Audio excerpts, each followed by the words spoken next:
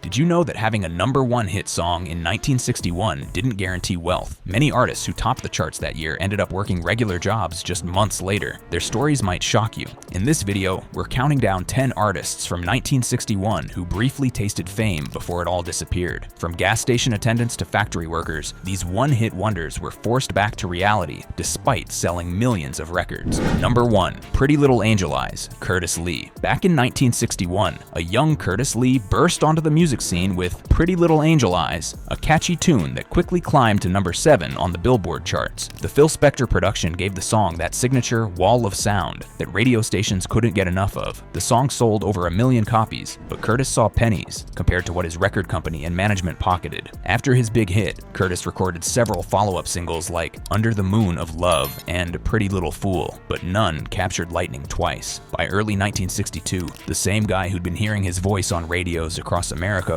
was pumping gas at his father's station in Arizona to pay his bills. The saddest part? Curtis spent nearly 40 years fighting for proper royalty payments while Pretty Little Angel Eyes appeared in various movies and oldies compilations. Number 2. Angel Baby, Rosie and the Originals. If you think Curtis's story was heartbreaking, wait until you hear what happened to Rosie Hamlin. At just 14, she wrote a love poem for her boyfriend that would change her life forever.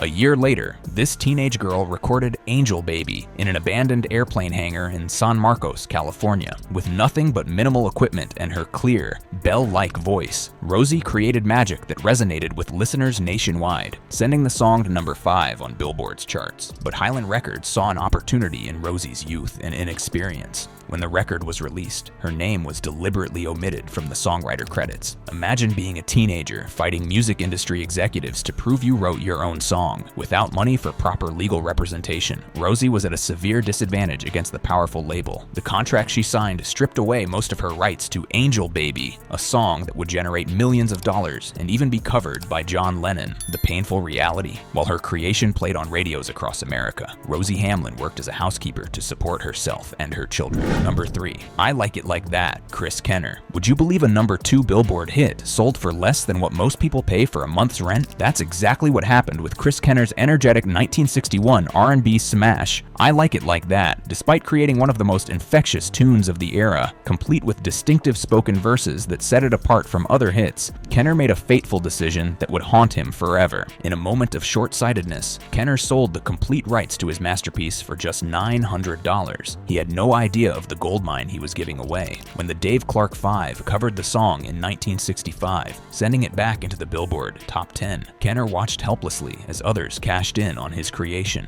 As alcohol problems took hold, Kenner's situation worsened. The cruel irony of hearing his song everywhere while struggling to make ends meet took its toll. By 1976, Kenner was dead at just 46 years old, broke and forgotten while his creation continued generating millions for its new owners. Number 4. There's a Moon Out Tonight, the Capris. Imagine hearing your forgotten song suddenly blasting from car radios while you're driving a delivery truck. This wasn't a daydream for the Capris. It was reality when There's a Moon Out Tonight, a doo-wop ballad they'd recorded 3 years earlier, unexpectedly climbed the charts in 1961. The 5 young men from Queens had long since gone their separate ways when a radio DJ rediscovered their abandoned recording. Excitedly reuniting to seize their moment of fame, the Capri quickly discovered the cruel math behind their success. Their original contract entitled them to just half a cent per record sold, to be divided among all 5 members. When they attempted to negotiate better terms, the record label played hardball, threatening to pull their hit from the airwaves entirely. The financial reality was staggering, despite There's a Moon Out Tonight reaching number 3 on Billboard and selling over 1 million copies. Each member earned less than $1,000 for their chart-topping hit. While America danced to their harmonies, the Capri continued working as truck drivers and factory workers, their golden vocals failing to create golden opportunities. Number 5, Who Put the Bomp? Barry Mann.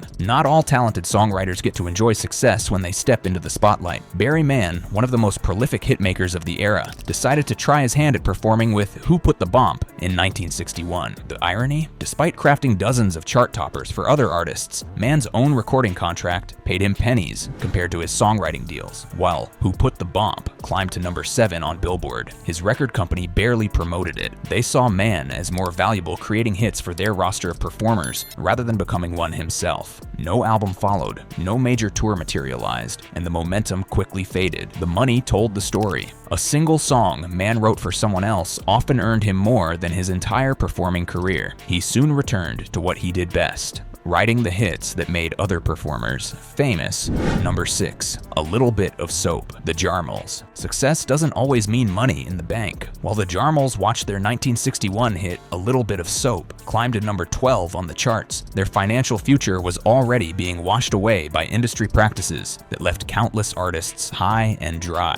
Unlike songwriters who at least kept their publishing rights, the Jarmels handed their financial destiny to a manager who promised to safeguard their earnings. The 5 Virginia vocalists received the same modest weekly salary, whether their record sold 100 copies or 100,000. Whenever they asked about the windfall that should have accompanied their chart success, they were handed bewildering accounting statements showing that mysterious recoup expenses had somehow swallowed their profits. By 1962, the dream was over. Lead singer Ray Smith returned to work at a tobacco factory, watching from afar as their former manager enjoyed a new house and car, purchased with what should have been their success. Number 7. This time, Troy Shondell. Gold records should mean gold in the bank, right? For Troy Shondell, his 1961 sensation, This Time, did indeed earn him that prestigious wall ornament after climbing to number 6 on Billboard, but the gold was flowing elsewhere. Shondell had signed what seemed like a dream contract, guaranteed nationwide promotion and heavy radio rotation. The catch? He surrendered a staggering 90% of his royalties in the process. Night after night, Shondell performed his hit for screaming fans, unaware of the cruel math behind his success. While he collected modest performance fees from each show, his record company was raking in the real profits from those million-plus records sold. The relentless touring schedule took a devastating toll on his vocal cords, eventually making it impossible for him to hit the high notes in his signature song.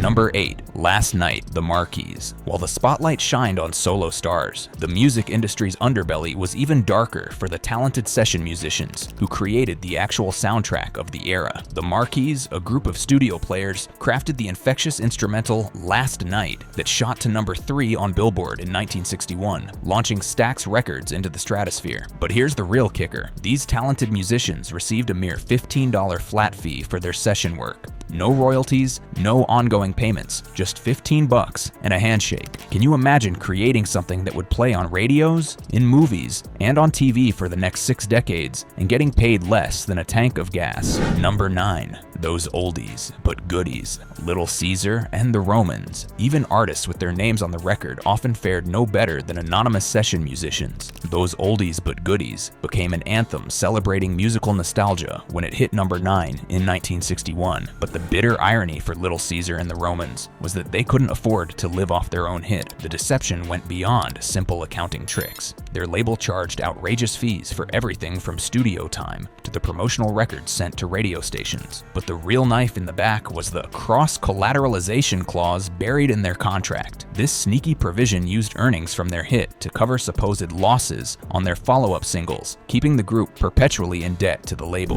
Number 10. Rama, Lama, Ding Dong. The Edsels. Timing in the music business can be everything, and the Edsels story might be the most painful example of bad timing in rock history. Imagine waiting 3 years for your song to become famous, only to discover you're legally entitled to just 2% of the profits while working a factory job. That's exactly what happened with Rama Lama Ding Dong. When this doo-wop classic finally caught fire in 1961, the group had long disbanded. Members were scattered across different states, working regular jobs, and completely unaware their forgotten recording was climbing the charts. The record company couldn't even locate all the original members to promote the song, but they certainly remembered who owned the rights.